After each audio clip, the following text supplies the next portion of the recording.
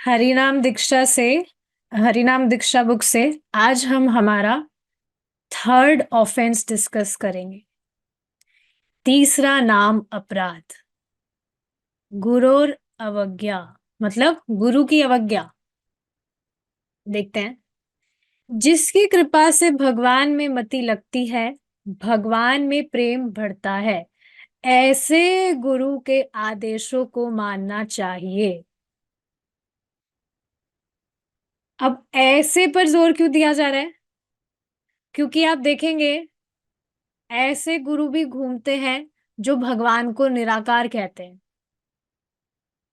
इससे होता क्या है? अगर किसी व्यक्ति के मन में भगवान के प्रति थोड़ा बहुत भी प्रेम है, लेकिन उसे मालूम चले भगवान निराकार है, ये है वो है, तो वो थोड़ा बहुत प्रेम भी जीरो ही हो जाएगा या नहीं, आप बताइए। खासकर जब कोई व्यक्ति नया नया भक्ति में आता है तो ऐसे डिस्ट्रैक्शंस बहुत सारे होते हैं। तो बुद्धिमानी क्या है कि एकदम कछुए की तरह हो जाना चाहिए। जैसे आप देखेंगे जो कछुआ है वो खुद को सेफ करने के लिए अंदर घुस जाएगा। जैसे उस पर कोई हमला करने वाला होता है वो अंदर घुस जाता है खुद को सेफ करने के लिए। तो हमें भी अपने आप को सेफ रखने के लिए ऐसे लोगों का संग करना ही नहीं चाहिए, उनकी बात ही नहीं सुननी चाहिए। एक्सप्लोर करने के हिसाब से भी देखिए, विवेक रखना चाहिए कि जो चीज आप फॉलो कर रहे हैं क्या उससे आपको बेनिफिट हो रहा है। अगर बेनिफिट हो रहा है तो एक्स्ट्रा चीजों में जाने की जरूरत ही क्या है। ये सेम चीज आज मैं एक भक्त को समझा रही थी। He is a nice devotee, 8 round stand कर रहे हैं और डेली हियरिंग भी करते हैं। लेकिन उनका पहले का कुछ है, किसी संस्था से वो जुड़े हुए थे, तो अभी भी वहां पर वो जाते हैं। कोई सत्संग होता है तो वहां गए थे अभी 2 दिन पहले, तो जब में नहीं दिखे। तो मैं सत्संग में गया था तो इस वजह से मैं नहीं आ पाया, चैंटिंग भी नहीं कर पाया फिर। तो देखिए यही बात समझने वाली है कि आप जो चीज फॉलो कर रहे हैं, जबकि वो सत्संग ऐसा नहीं कि अभी उनका कोई नया है, बहुत पहले टाइम से वो जुड़े हुए हैं। बट अभी कृष्ण भावनामृत में आने के बाद में जो भी वो चांटिंग कर रहे हैं, हियरिंग कर रहे हैं, खुद बता रहे हैं। मैंने आगे की नहीं पूछा कि ऐसे मेरे साथ ये हो रहा है, इतना अच्छा अच्छा हो रहा है, पूरा मेरा तो लाइफ ही मैजिकल हो गया। खुद आगे होकर बता रहे हैं। तो फिर आप सोचिए ना, इतना विवेक होना चाहिए ना कि जो प्रोसेस हम फॉलो कर रहे हैं, अगर हमें उससे बेनिफिट हो रहा है तो क्यों फंसना है और चीजों में। तो ये बहुत इंपॉर्टेंट चीज है। मुझे नहीं पता वो कौन सी संस्था में जाते हैं क्या नहीं है, पर जो चीज प्रामाणिक नहीं है उसके अलावा कुछ है तो वो तो ठीक नहीं ही है। बिल्कुल सीधी सी बात है। तो ऐसे तथा कथित गुरुओं के पास में नहीं जाना चाहिए। बहुत सुंदर लाइन है, जिसकी कृपा से भगवान में मति लगती है, भगवान में प्रेम बढ़ता है, ऐसे गुरु के आदेशों को मानना चाहिए। शुरू में व्यक्ति को समझ नहीं आता है इतना कि भगवान में मति लगानी है, भगवान में प्रेम बढ़ाना है। पर जो भी वो करता है उसे बताया जाता है, वो काफी ट्रांसफॉर्मेशंस अपने जीवन में देखता है। वो कुछ भी हो सकते हैं, ऑफ कोर्स अच्छे होते हैं, तो उससे उसे मालूम चलता है। तो हाँ, ये बात समझने वाली है कि भगवान में मति लगना और प्रेम बढ़ना, ऐसे गुरु के उपदेश को मानना चाहिए, आदेशों को मानना चाहिए। भक्ति में बढ़ने के लिए ही शिष्य को व्यक्तिगत आदेश दिए जाते हैं। गुरु में हमेशा भगवत बुद्धि होनी चाहिए, क्योंकि भगवान ही गुरु के रूप में जीव को भगवत धाम ले जाने के लिए आते हैं। देखिए ये भी बहुत इंपॉर्टेंट लाइन है कि यही जो शुरू में हमने पढ़ी कि जो गुरु है उसका उपदेश ही ऐसा होना चाहिए जिससे हमारी भगवान में मति और बढ़े।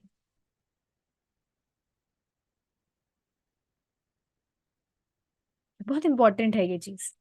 इसके आगे क्या है ये चीज कि गुरु में हमेशा भगवत बुद्धि होनी चाहिए, क्योंकि भगवान ही गुरु के रूप में जीव को भगवत धाम ले जाने के लिए आते हैं।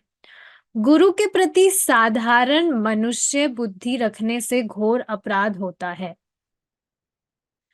कभी कभी लोगों की धारणा होती है कि अरे, गुरु भी एक साधारण व्यक्ति है, उन्हें भी भूख लगती है, नींद आती है, शीत लगता है, घाम लगता है मतलब गर्मी, उनकी क्या विशेषता है?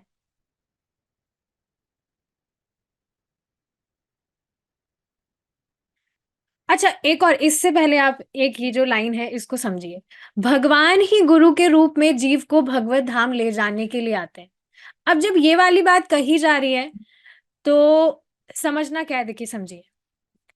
श्रीला प्रभुपाद जी को कहते हैं कृष्ण कृपा मूर्ति, अर्थात भगवान की कृपा मूर्ति है श्रीला प्रभुपाद जी। यानी भगवान की कृपा का अंश गुरु के रूप में आता है और हमारे सामने प्रस्तुत होता है। लेकिन ये नहीं सोचना चाहिए कि सारे जो ब्रह्मांड है वो गुरु के शरीर से निकल रहे हैं। बहुत इंपॉर्टेंट लाइन है ये, ध्यान से पढ़िए। भगवान ही गुरु के रूप में जीव को भगवत धाम ले जाने के लिए आते हैं। कृष्ण कृपा मूर्ति। तो ये चीज समझ में आ रही है कि भगवान की कृपा का अंश गुरु के रूप में आता है, लेकिन गुरु स्वयं भगवान नहीं हो जाते। और भगवत बुद्धि का यहाँ पर क्या अर्थ है? गुरु में हमेशा भगवत बुद्धि होनी चाहिए कि अगर स्वयं भगवान कृष्ण हमारे सामने होते तो वे भी हमें यही बात कहते जो हमें एक प्रामाणिक गुरु से सुनने को मिल रही है।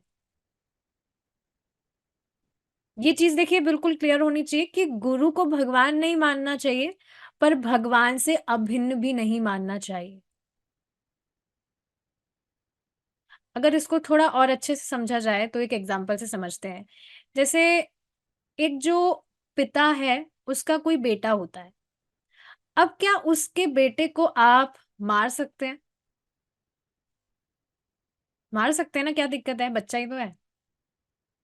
प्रभु जी एग्जाम्पल दे रहे थे, एक बार बता रहे थे कि कोई फंक्शन था टेम्पल में ही, तो कुछ भीड़ थी वहां, तो वहां कोई बच्चा बैठा था, तो उस बच्चे के पास में ही प्रभु जी बैठ गए थे और अनजाने में उनसे उस बच्चे का कुछ पैर वगैरह दब गया था, ऐसा कुछ मतलब उसको कुछ लग गई थी चोट, हल्का सा कुछ हो गया था। तो उनके जो पिता थे वो बहुत रंज हो गए और बहुत उल्टा सुल्टा बोलने लगे।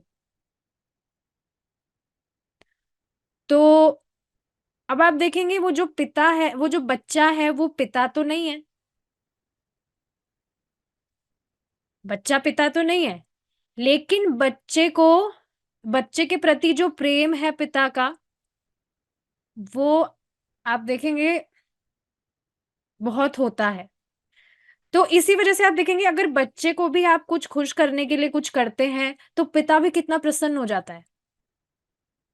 Is it not? उसको आप कुछ दे देते हैं, कुछ खिलौना लाके दे दिया, वो खुश हो जाता है बच्चा, तो उससे पिता को भी कितनी प्रसन्नता होती है। तो यही बात समझना चाहिए कि भगवान के जो प्रिय भक्त हैं वो जानते हैं कि भगवान को कैसे संतुष्ट किया जाता है। तो गुरु हमें सिखाते हैं, हमें बताते हैं सारी चीजें कि कैसे हम सारी जो भी हमारी सर्विसेज हैं उसको करें जिससे भगवान संतुष्ट हो। अब जैसे एक और एग्जांपल समझिए आप।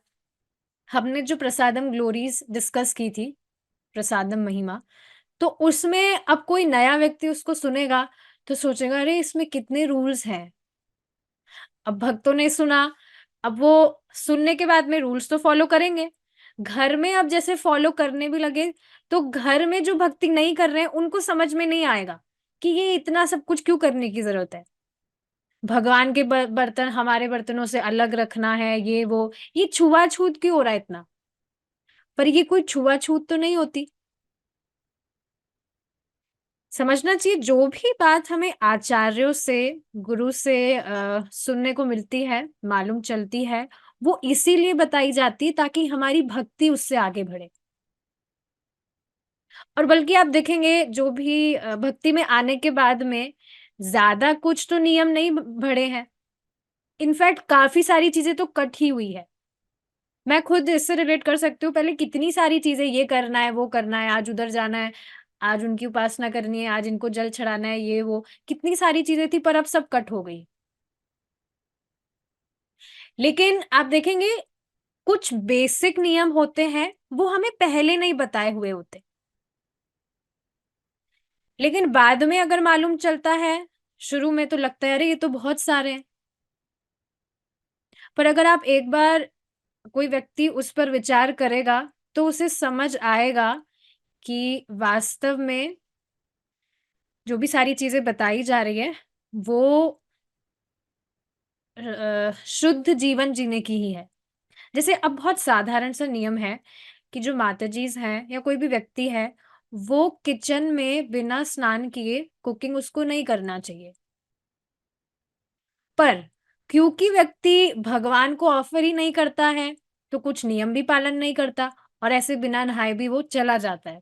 हाँ जी, एक माताजी मुझे बता रही थी, अ, स्टार्टिंग की जो हमने प्रभुपाद जी की बुक्स डिस्कस करी थी on the way to Krishna, so she is hearing those recordings. तो पूछ रही थी कि भगवान को प्रसादम का क्या मतलब है, कैसे क्या भोग लगाना है। तो बता रही थी कि मैं तो सुबह बिना नहाए खाना बनाती हूँ, तो कैसे क्या, और हमारे तो अनियन गार्लिक भी बनता है। तो आप देख रहे हैं, ये सारे जो नियम है, ये शुरू से ही भंग कर रहा है व्यक्ति, और अब उसे बताया जाता है तो लगता है ये तो बहुत नियम है, जबकि नियम नहीं है, स्टैंडर्ड्स हैं ये, जो फॉलो करने होते हैं। और आप देखेंगे जैसे-जैसे आप भक्ति करेंगे, आपको अपने आप ये चीज़ समझ में आने लगती है कि पहले सच में कितना एकदम पशुओं की तरह रह रहे थे, बिना नहाए-धोए अंदर घुस जाना या बिना नहाए कुछ भी खा लेना। ये पशु ही तो करता है ऐसे, वो भी, उसको भी उठते ही आप देखेंगे वो अपनी रोटी ढूँढता है। वो ना कुछ ब्रश करता है, ना स्नान करने का सोचता है।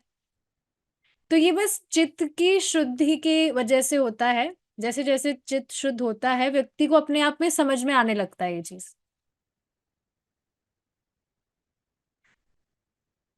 तो ये चीज़ है। और एक और चीज़ आप देखेंगे, शुरू में एक साथ सारी चीज़ें नहीं बताई जाती। उसके चित्त के अनुसार उसे बताया जाता है। अब जैसे कोई व्यक्ति है, वो सुबह उसकी जल्दी उठने की आदत है, उठ जाता है, तो उसको बताया जा सकता है कि आप सुबह जल्दी उठ जाते हैं ब्रह्म मुहूर्त में ही, तो आप आके चैंटिंग करिए, बिना नहाए-धोए करिए, चाहे इससे कोई दिक्कत नहीं है। अब कोई बेचारा जल्दी ही नहीं उठ पाता, तो उसको क्या बताया जाएगा कि ठीक है आप थोड़ा 7-8 बजे आइए, पर आइए, कुछ तो करिए आप, या सुबह भी आपसे एक एक बार में नहीं होता तो आप पूरे दिन में करिए। तो अलग-अलग उसके चित्त के अनुसार उसको बताया जाता है, ताकि वहाँ से वो फ़ॉलो करके ऊपर उठे, और ग्रेजुअली ऐसा होता भी है। स्टार्टिंग में सभी तो 16 माला नहीं करने लगे थे, बहुत रेयर होते हैं जो करते हैं। मैं मेरी बता रही हूँ, मैं 16 माला पर पहुँची थी 6 महीने में, तो इतना टाइम लग गया। तो स्टार्टिंग में ही तो सब कुछ नहीं बताया गया। अगर स्टार्टिंग में ही बताया जाता आज से ही 16 माला करनी है, तो शायद मैं कभी एक्सेप्ट भी नहीं करती, अरे भाई कैसे, मुझसे तो नहीं हो पाएगा। पर बताया जाता है 10 मिनट लगते हैं, 1 माला से स्टार्ट करिए, फिर वो एक्सपेंड होता जाता है, बढ़ता जाता है। तो ये चीज़ है, ऐसे करते-करते जैसे शुद्धि होती है, वैसे व्यक्ति प्रगति करता है और सारे नियम पालन करता है। फिर जिसके लिए सुबह उठना मुश्किल होता था, वो सुबह भी उठने लगता है। सुबह उठने लगता है तो फिर बाद में नहाकर आकर भी वो चैंटिंग करने लगता है, नहाकर आने लगेगा। तो ये सारी चीज़ें हैं। लेकिन एक और चीज़ क्या है, ऐसा नहीं है कि नियम बढ़ते ही जाएँगे। बेसिक स्टैंडर्ड्स बताए जाते हैं बस। अब समझ रहे हैं आप इस चीज़ को? ऐसा नहीं बढ़ते जाएँगे, बल्कि प्रभुपाद जी तो कहते हैं ये चीज़, दैट देयर इज़ इनफ तपस्या, डोंट क्रिएट योर ओन। जो बताया उतना करिए, एक्स्ट्रा कुछ करने की ज़रूरत ही नहीं है।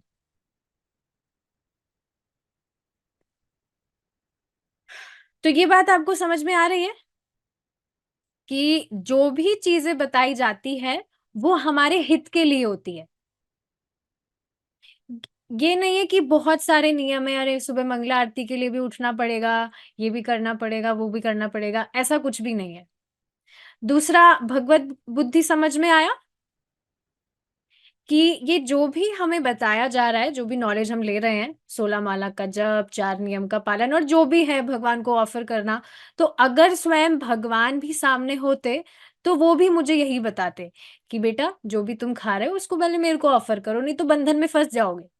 ये चीज़ें तो बताते हैं भगवान और यही बता रहे हैं, गीता में यही तो कह रहे हैं। वो ही आचार्य हमें उनका जो भी पर्पट्स हैं, वो बताते हैं सेम। तो इस बुद्धि से स्वीकार करना चाहिए कि ये स्वयं भगवान अगर सामने होते तो यही सेम बात बताते हैं। इसको भगवत बुद्धि कहते हैं। आई होप ये क्लियर हुआ होगा। ठीक है, आगे देखते हैं। ये वाला जो पॉइंट है, गुरु के प्रति साधारण मनुष्य बुद्धि रखने से घोर अपराध होता है। कभी कभी लोगों की धारणा होती है कि अरे, गुरु भी एक साधारण व्यक्ति है, उन्हें भी भूख लगती है, नींद आती है, शीत लगता है, घाम लगता है, उनकी क्या विशेषता है? देखिए, ये वास्तव में बहुत बड़ा अपराध है।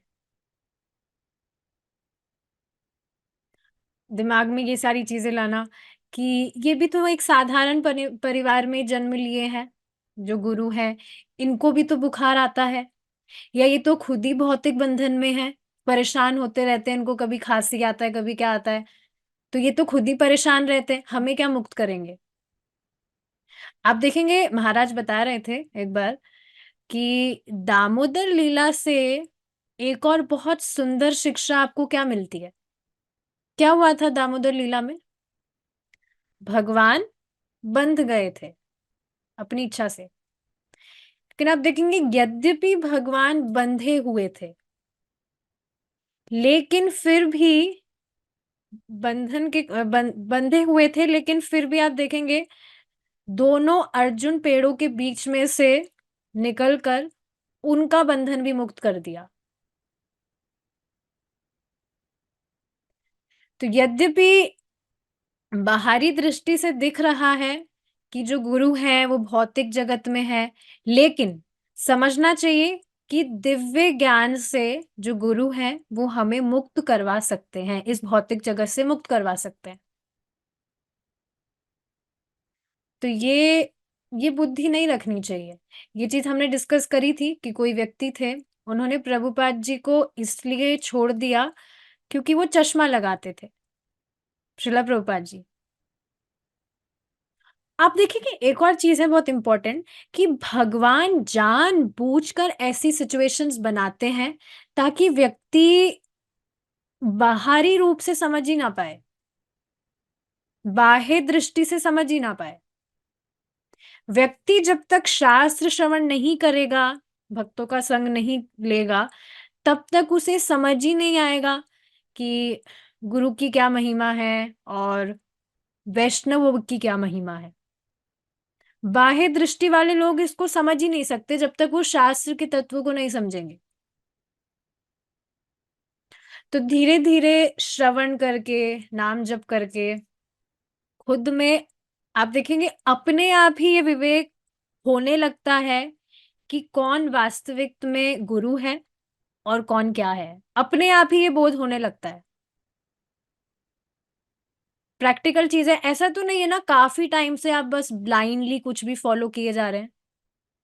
ऐसा तो नहीं है ऐसा नहीं है कि काफी लोग आपकी लाइफ में आए ना हो जिन्होंने आपको डिस्ट्रैक्ट करने का ट्राई किया हो सकता है रोज ही आप ऐसे लोगों से मिलते हो, रोज ऐसे लोगों से मिलन होता हो जो आपको डिस्ट्रैक्ट करने का ट्राई करते हो, पर आपको खुद को पता है कि आप जो चीज फॉलो कर रहे हैं उससे आपको बेनिफिट हुआ है। ब्लाइंडली आप कुछ फॉलो नहीं कर रहे हैं। तो अपने आप में विवेक आने लगता है कि कौन वास्तव में गुरु है और वास्तव में कौन क्या है। जो भी आप सुनते हैं, पढ़ते हैं शास्त्र से रिलेटेड, तो चेक कीजिए क्या आपकी मति भगवान में लग रही है और क्या आपकी प्रीति भगवान में बढ़ रही है। कोई भी व्यक्ति जो प्रामाणिक रूप से सारी चीजें फॉलो कर रहा है, तभी वो सारी चीजें बता पाएगा। ऐसा नहीं हो सकता है, ऐसा होता ही नहीं है कि आप कुछ फॉलो ना कर रहे हो और आप उसका प्रचार कर रहे हो। आप खुद चैंटिंग ना कर रहे हो और आप कह रहे हैं you chant 16 rounds and be happy. हो ही नहीं सकता, ऐसा पॉसिबल ही नहीं है। पर आप देखेंगे जो चीज़ आप फॉलो कर रहे हैं और आपको उससे इतना बेनिफिट हो रहा है, बिल्कुल अनबिलीवेबल, आपने सोचा भी नहीं था, आपका अपने आप मन करेगा कि आप औरों को भी बताएँ। मैं तो हमेशा ये लाइन ज़रूर ऐड करती हूँ, मुझे इतना अच्छा बेनिफिट हुआ है ये फॉलो करके, वो भी फ्री में, तो मेरा मन करता है मैं बस सबको बताऊँ, तो इसलिए मैं आपको भी बता रही हूँ, आप भी फॉलो करिए। तो अपने आप ही वो सामने वाला व्यक्ति अच्छा, अच्छा ठीक है करके देखते हैं। आप देखेंगे भगवान स्वयं ये बात कहते हैं कि जो आचार्य हैं, श्लोक है एक, थोड़ा टूटा-फूटा याद है मुझे। आचार्य माम विजानीयम ना अव मन्येत करिचित, ऐसा कुछ श्लोक है। उसमें भगवान क्या बता रहे हैं कि आचार्य को तुम मैं ही जानो, मैं ही आचार्यों के रूप में हूँ और कभी भी उनकी आज्ञा को नहीं टालना चाहिए। आप देखेंगे आचार्य होना बहुत बड़ी बात है। जो भी टीका वो लिखे हैं, वह स्वयं भगवान की ही तो है। मतलब भगवान ही तो क्षमता दे रहे हैं कि वो इस तरह से कुछ बता पाए। कोई भी साधारण व्यक्ति तो ऐसा नहीं कर सकता है।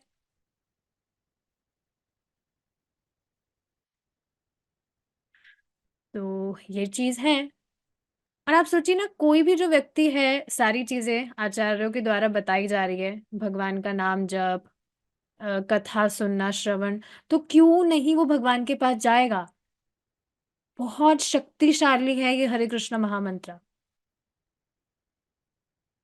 आप देखेंगे जीव गोस्वामी, श्रीला जीव गोस्वामी तो ये भी कहते हैं कि किसी व्यक्ति ने आपको एक श्लोक भी पढ़ाया है, उसका भी सम्मान करना चाहिए। और थोड़ा विवेक होना चाहिए इस चीज़ का कि जो बोला जा रहा है, क्या ये मेरे हित के लिए है या नहीं? स्पष्ट आपको खुद को ही विवेक आने लगता है कि जो सामने वाली बात बताई जा रही है, वो हित के लिए है या नहीं? आगे जाकर आप देखेंगे, जैसे-जैसे व्यक्ति भक्ति करता है, प्रगति करता है, तो उसको स्पष्ट समझ में आने लगता है कि भगवान से रिलेटेड ही जो बात है, वही मेरे परम हित के लिए है। कुछ भी बात हो रही है, क्या ये भगवान से रिलेटेड है? Is it related to Krishna? नहीं है, तो क्यों मैं टाइम खराब करूँ? जाओ, नहीं सुनना हमें। और अगर हित के लिए है, तो उसे स्वीकार करने में क्या कठिनाई है? अगर कोई ऐसी मति रखता है, तब यह वैसा ही है जैसे कोई भगवान के श्री विग्रह में और पत्थर में कोई अंतर ना मानता हो। अतः गुरु की अवज्ञा नहीं होनी चाहिए। गुरु का आदर होना चाहिए, उनकी आज्ञा का पालन होना चाहिए, तभी नाम जप अपना पूरा फल देगा। अच्छा, एक और चीज़ देखें यहाँ, गुरु का आदर होना चाहिए। आदर का अर्थ क्या होता है? आदर का अर्थ ही होता है आज्ञा का पालन करना। अभी जैसे आप मुझे कहें कि माताजी हम आपका बहुत आदर करते हैं, तो मैं कहूँ अच्छा, अच्छा। सुबह मंगला आरती के लिए आएँगे आप? सुबह आइएगा। नहीं, वो तो हमसे नहीं हो पाए। अच्छा, भगवान को भोग लगाकर आप जो भी खाते हैं, भगवान को भोग लाकर खाइए। अरे क्या बात कर रहे हैं आप? हमें बाहर होटल में खाना अच्छा लगता है और आप कह रहे हैं ये सब बिना अनियन गार्लिक का। जैसे आप देखेंगे कुछ लोग होते हैं, मतलब मैं बताती हूँ अबाउट वही बुक रीडिंग वाला आइडिया, तो कुछ तो बेचारे रिप्लाई ही नहीं करते कि पता नहीं अपना कौन-सा आइडिया बताएगी या अपना कोई बिज़नेस प्रमोट कर रही है, क्या नहीं है, तो रिप्लाई ही नहीं आता। मैं उनको बताती हूँ, आपको बुक रीडिंग करना पसंद है? मेरे पास बहुत अमेज़िंग आइडिया है, अगर आपके पास टाइम भी नहीं है, फिर भी निकल जाएगा। बेचारे रिप्लाई ही नहीं करते कुछ तो, पता नहीं क्या आइडिया बताएगी, क्या नहीं। और कुछ तो साफ़ ही मना कर देते हैं, नहीं, no, we are not interested. फिर क्या, I just archive that chat और फिर मुझे खुद को भी याद नहीं रहता है, मुझे खुद को भी याद नहीं होता मैंने उनको कभी मैसेज भी किया था क्या। और ये बात मैं क्यों बोल रही हूँ, क्योंकि कुछ थोड़े महीने बाद उनका खुद का ही मैसेज आता है, खुद ही मैसेज करते हैं। हाँ, वो क्या बता रहे थे आप? आप यहाँ से क्या बात समझ रहे हैं कि अगर कोई व्यक्ति आपकी बात ही नहीं मानना चाहता, तो फिर क्या आदर हुआ वो? गुरु का आदर होना चाहिए। वाओ! क्या अमेजिंग ऑब्जर्वेशन है। देखिए, इस तरह से देखिए इसको। अगर जो भी बात है, गुरु जो बात बता रहे हैं वो भगवान की बात है। अगर आप भगवान की कुछ बात मानकर उसका पालन कर रहे हैं, तो आप भगवान का आदर कर रहे हैं। आपको तो उससे लाभ होगा ही, ये तो है ही। लेकिन क्या आप भगवान का आदर कर रहे हैं अगर आप उनकी बात मान रहे हैं तो? और आप देखेंगे सामान्यतः भी, कहीं और नहीं, अपने घर की बात कर लीजिए। अगर कोई बच्चा है, वो अपने मम्मी-पापा का बहुत कहना मानता है, उनका कहा बहुत मानता है, तो क्या कहेंगे? बहुत कृतज्ञ नहीं हो जाएँगे उन उसके जो पेरेंट्स हैं कि वाह! देखो ये हमारी कितनी रिस्पेक्ट करता है, हम जैसा बोलते हैं बिल्कुल वैसा ही कर लेता है। तो जब आप भगवान का कहा मान रहे हैं, तो आप भगवान का आदर कर रहे हैं। And that's why Krishna feel so much uh, कृतज्ञता जिसे कहते हैं। तो भगवान बहुत प्रसन्न होते हैं जब हम आचार्यों और गुरु की बात का पालन करते हैं, क्योंकि वास्तव में हम भगवान की ही बात का पालन कर रहे हैं। और जब हम ऐसा कर रहे हैं, गुरु का आदर कर रहे हैं, भगवान का भी आदर कर रहे हैं। उनकी आज्ञा का पालन होना चाहिए, तभी नाम जप अपना पूरा फल देगा। इसको देखिए एक और एग्ज़ाम्पल से समझते हैं। जैसे आप देखेंगे कॉलेज से कोई एप्लीकेशन वगैरह, या स्कूल का एग्ज़ाम्पल लीजिए। जैसे स्कूल टाइम में चले जाइए पीछे, कोई बाईजी वगैरह जो होती है, जान रहे होंगे आप, केयर टेकर। तो वो प्रिंसिपल मैडम का कोई मैसेज लेकर आती है आपकी क्लास टीचर के पास, या क्लास टीचर छोड़िए, बच्चों को भी वो क्लास में डायरेक्टली बता देती है कि प्रिंसिपल मैम का ये मैसेज है कि कल से अम, सभी लड़कियों को 2 चोटी बनाकर आनी है, या व्हाटएवर, मुझे कुछ याद नहीं आ रहा है। कुछ भी हो सकता है कि छुट्टी के टाइम पर ऐसे खड़े नहीं होंगे बच्चे, या लंच से पहले हैंड वॉश करना है, कुछ भी इंस्ट्रक्शन दिया प्रिंसिपल मैम ने। तो अब उस टाइम पर जो क्लास टीचर है, वो तो इस तरह से नहीं कहती, "अरे! तुम्हारी क्या वैल्यू है? तुम ये सब बता रही हो, तुम्हारी बात का हम क्यों मानें?" ऐसा नहीं होता है। वो जानती है कि वो ये लेकर आई हैं, इसका मतलब ये प्रिंसिपल मैडम का इंस्ट्रक्शन है। तो उसी तरह से जो शुद्ध भक्त परंपरा में ज्ञान देते हैं, वो भगवान के ही प्रतिनिधि हैं। क्यों? क्योंकि वो वही बात कह रहे हैं, जो स्वयं भगवान अगर आपके सामने होते तो कहते। तो इस तरह से हम भी भगवान के प्रतिनिधि बन सकते हैं, अगर हम भगवान की बात को यथावत दूसरों को बताते हैं, और इसमें कोई कठिनाई नहीं है। अब देखिए ना, स्कूल में कुछ डिबेट वगैरह होता था, तो उसमें तो अलग-अलग पॉइंट्स लाने के लिए कितनी मेहनत करनी थी। सामने वाले को बीट करना है हमें, ये पॉइंट रखना है, वो पॉइंट रखना है। पर यहाँ कितना ईज़ी है, जो बात हमने सुनी, बस उसको एग्ज़ैक्टली हमने रिपीट कर दिया। और भगवान उसी से संतुष्ट होते हैं कि ये मेरी कही बात को एज़ इट इज़ बता रहा है। ईज़ी है ये, पर ईज़ी नहीं भी है। उन लोगों के लिए ईज़ी नहीं है जो कुछ चेंजेस करना चाहते हैं, अपना कुछ लगाना चाहते हैं दिमाग। तो बहुत अमेज़िंग चीज़ है ये। अच्छा, अब एक और क्वेश्चन आ सकता है कि ठीक है, जो भी इंस्ट्रक्शंस हमें बताए जाते हैं, हम उनको फ़ॉलो, सारे इंस्ट्रक्शंस तो हम फ़ॉलो नहीं कर पाते हैं। तो श्रीला प्रभुपाद जी खुद ये बता रहे थे कि मतलब लेक्चर में, कि भले ही स्टार्टिंग में सारे नियम पालन ना हो, सामर्थ ना हो या इंद्रिय संयमित नहीं है, लेकिन वो रिसेंटफुल नहीं है। अगर व्यक्ति रिसेंटफुल नहीं है, रिसेंटफुल समझ रहे हैं कि अरे ये क्या उपदेश, हमें कुछ फॉलो नहीं करना है, हमें नहीं करना है ये सब। आप करना चाहते हैं लेकिन नहीं कर पा रहे हैं, वो अलग बात है। जैसे जैसे आप नाम जप करते हैं, भगवान की कृपा से सारी चीजें फॉलो करने लगते हैं।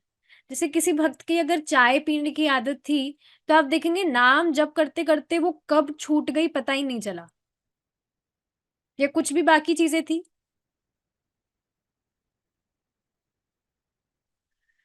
तो ये भगवान की कृपा से हो जाता है ग्रेजुअली। अब जैसे श्रीला प्रभुपाद जी क्या ये बता रहे हैं कि नाम अपराध कैसे करने चाहिए, 10 नाम अपराध करने चाहिए, क्या ये बता रहे हैं? नहीं।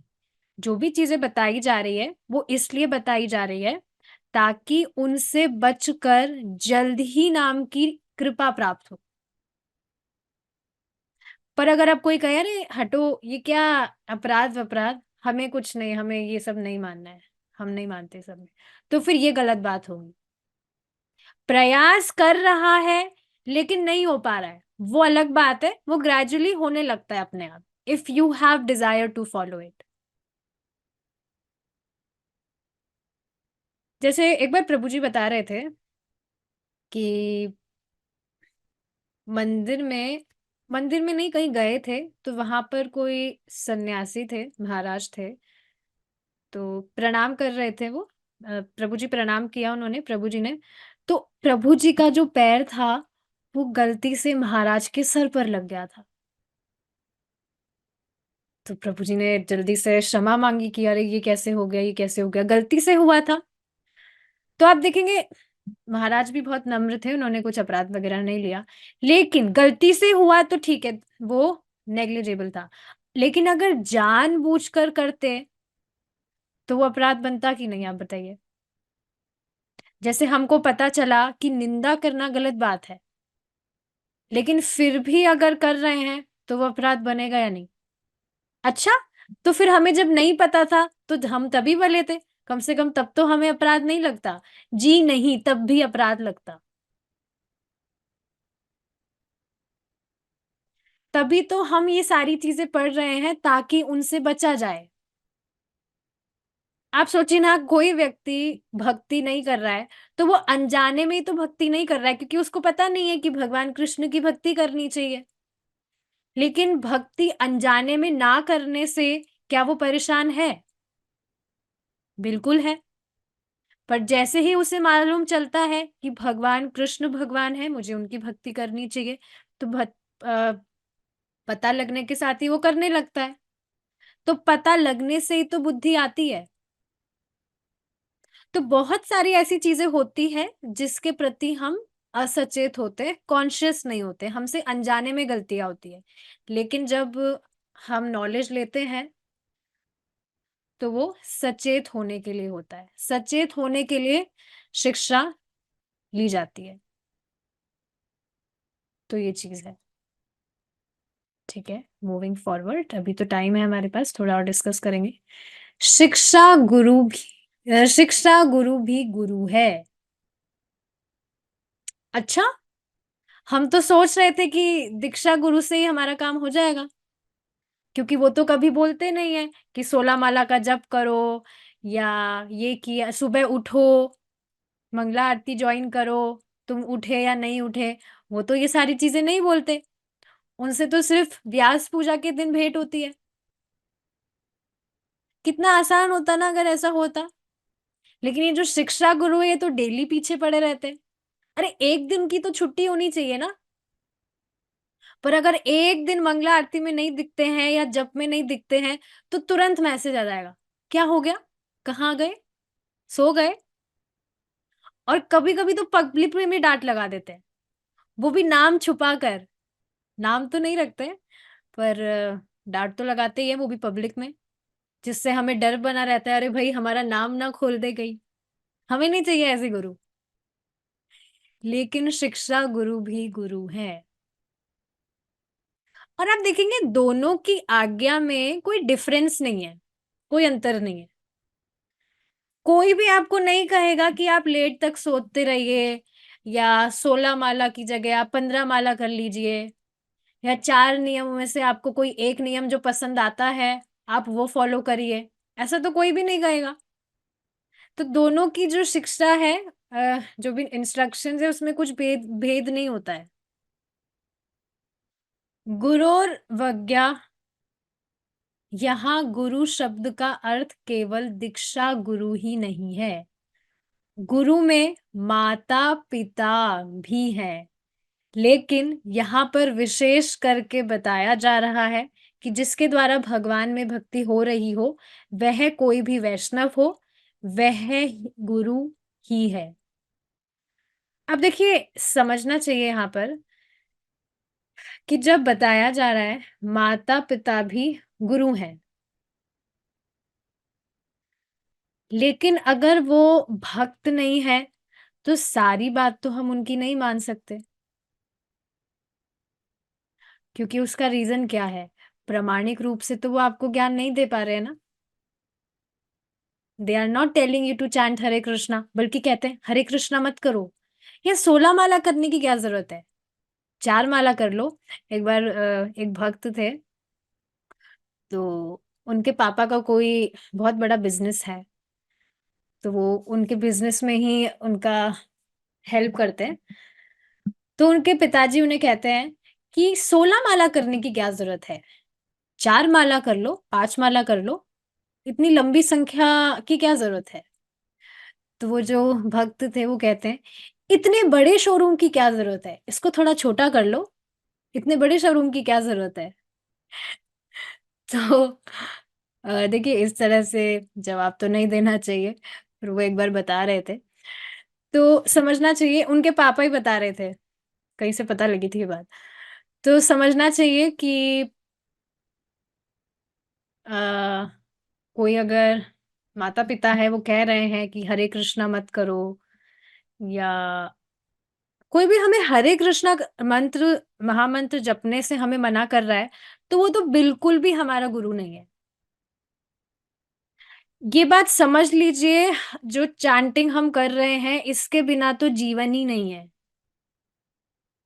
एकमात्र भगवान की प्राप्ति, जो हम नाम उच्चारण कर रहे हैं और जो कथा का श्रवण कर रहे हैं, इससे होती है। आज ही तो ये चीज़ कल की क्लास में बता रहे थे प्रभु जी, कि ये जो चैंटिंग, उसमें भी विशेष है, चैंटिंग छोड़कर आप बाकी सारे काम कर रहे हैं, तो वो नहीं चलेगा।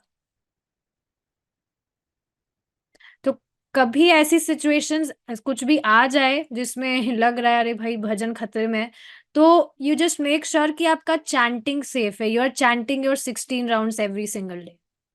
This is very important. ठीक है।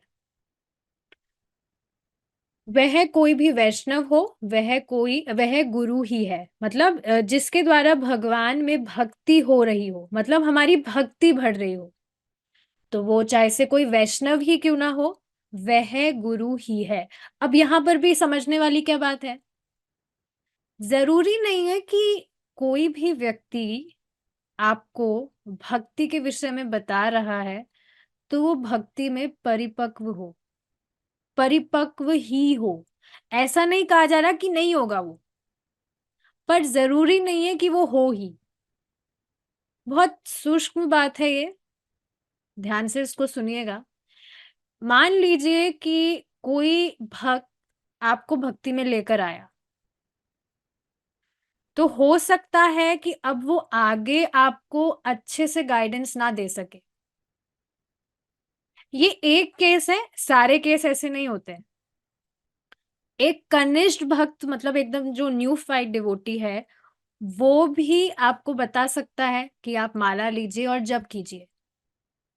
लेकिन अब वो सारे ही शास्त्र सिद्धांतों को ठीक-ठीक से आपको बता पाए, ऐसा तो नहीं कह सकते, because after all he is also new. तो अब हम उसकी शरण में नहीं हैं, तो इसका अर्थ ये नहीं है कि हम उसकी अवज्ञा कर रहे हैं। जैसे एक माताजी हैं, प्रभु जी के ग्रुप में हैं वो, आती है। तो वो किसी और भक्त के कारण भक्ति में आई थी। तो बाद में उन्हें पता लगा, मतलब वो जो भक्त हैं वो प्रभु जी के स्टूडेंट हैं, जिनकी वजह से वो भक्ति में आई। तो उनको बाद में प्रभु जी के विषय में पता लगा, वो प्रभु जी की क्लासेस सुनने लगी। तो अब उन्हें प्रभु जी की क्लासेस बहुत अच्छी लगने लगी। तो अब ऐसा ही हो सकता है ना कि या तो प्रभु जी की क्लासेस ले या उनकी क्लासेस ले।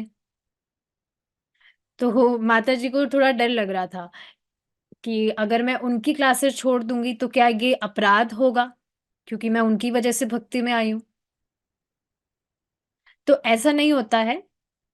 ये चीज समझनी चाहिए कि जहां से आपको प्रेरणा मिलती है, आप वहीं अगर सुन रहे हैं, तो इसका अर्थ ये नहीं है कि उन भक्त की आप अवज्ञा कर रहे हैं। तो ये चीज है। और आप देखेंगे जैसे शुरू में आप भक्ति में किसी को लेकर आए, शुरू में, तो हो सकता है कि जिसको आप भक्ति में लेकर आए, उसको आप सारी फिलॉसफी तो ठीक ठीक ना बता पाए। इतना बता सकते हैं आप कि हाँ यहाँ क्लास हो रही है, आप आइए, यहाँ पर आप ज्वाइन कर सकते हैं। देखिए ऐसा मैं नहीं कह रही हूँ कि आप सब प्रीचिंग नहीं कर सकते या आप कुछ बता नहीं सकते, लेकिन कोई जो नया व्यक्ति है वो सभी सिद्धांत तो नहीं बता सकता है, सारे ही क्वेश्चंस का तो आंसर नहीं दे पाते हैं। और समझिए इस चीज को, इस स्थिति में जब ऐसी कुछ स्थिति आती है, आपसे कुछ क्वेश्चन किया जा रहा है, आप उसका आंसर नहीं दे पा रहे, तो हमें मन घड़ंत तरीके से तो बिल्कुल भी गाइडेंस नहीं देना चाहिए। If you are not sure about that, better you just keep it, उसका जवाब दीजिए ही मत। प्रभु जी स्वयं महाराज के एग्जाम्पल देते हैं। महाराज से कोई कुछ क्वेश्चन करता है, उनको नहीं पता होता है, तो महाराज साफ बोल देते हैं मुझे इसके विषय में नहीं पता, मैं पढ़ के बता दूंगा या कुछ भी। तो ये चीज है। और देखिए एक और बहुत इंपॉर्टेंट चीज है यहाँ समझना, कि अगर हम किसी को भक्ति में लेकर आते हैं, तो इसका अर्थ ये नहीं है कि हम लोगों के मास्टर हो गए। किसी हमारी वजह से कोई भक्ति में आ पा रहा है, तो हमें स्वयं भगवान ने माध्यम बनाया है, हम माध्यम बन रहे हैं, हम उसको भक्ति में लेकर आए। तो ऐसे कभी भी नहीं कहना चाहिए, जैसे कोई व्यक्ति है, जैसे फॉर एग्जाम्पल यहाँ पर क्लास डिस्कस हो रही है, तो जो भक्त हैं वो प्रभु जी की क्लास भी लेते हैं, मैं एग्जाम्पल के लिए बता रही हूँ। तो कभी कभी कुछ भक्त होते हैं जो यहाँ नहीं आ पाते, प्रभु जी की क्लास में जाते हैं, या कभी प्रभु जी की क्लास में नहीं आते, यहाँ ही आते हैं। तो अब ये नहीं है कि हम उनको ऐसा कहने लग जाए कि तुम मेरी क्लास में क्यों नहीं आ रहे हो, मैंने तुम्हें भक्त बनाया है, तुम मेरी वजह से भक्ति में आए हो, तो तुम मेरी क्लास नहीं छोड़ के जा सकते हो, कहीं पर भी नहीं जा सकते हो, मेरी क्लास में ही आओगे तुम। हाँ देखिए, अगर वो किसी और दूसरे संप्रदाय कहीं बाहर जाकर कुछ सुन रहा है, तो आप जरूर उसको कुछ सजेशन दे सकते हैं कि आप अगर वहां पर जाएंगे तो आप भ्रमित हो जाएंगे। लेकिन इस तरह से मास्टरगिरी नहीं करनी चाहिए कि ये वो मैं भक्ति में लाया हूँ, वो फिर ये वैष्णव का बिहेवियर नहीं होता है, अच्छी चीज नहीं है इस तरह से बिहेव करना। ठीक है, ये जो डिस्कशन है हम नेक्स्ट क्लास में डिस्कस करेंगे। I will see if there are any questions. घर में अतिथि आते हैं तो चाय बनाना पड़ता है, तो क्या ये भी अपराध है? देखिए बनाना पड़ता है तो फिर क्या कर सकते हैं, ये चीज समझनी चाहिए। कोई चीज हमें मतलब चाय की बात बता रही हूँ, ऐसा नहीं है कि नॉनवेज बनाना पड़ता है तो क्या करें, नहीं वो नहीं, वो गलत चीज है। पर चाय बनानी पड़ती है, तो आप बिना मन से इसको बना रहे हैं तो वो कोई अपराध नहीं है, रुचि लेकर नहीं बनाना चाहिए। और आप क्या कर सकते हैं, उसकी जो सामग्री है, चाय के अलावा दूध तो भगवान को ऑफर किया जा सकता है, तो आप मीठा दूध भगवान को ऑफर करके उसकी चाय पिला सकते हैं, क्या दिक्कत है? पानी उसमें मिला सकते हैं, कुछ तो प्रसाद, थोड़ा अंश तो जाएगा उनके पेट में। तो इस तरह से कर सकते हैं आप। ठीक है, will stop here now. Srila Prabhupada की जय, निताई गौर प्रेमानंदे, हरि बोल।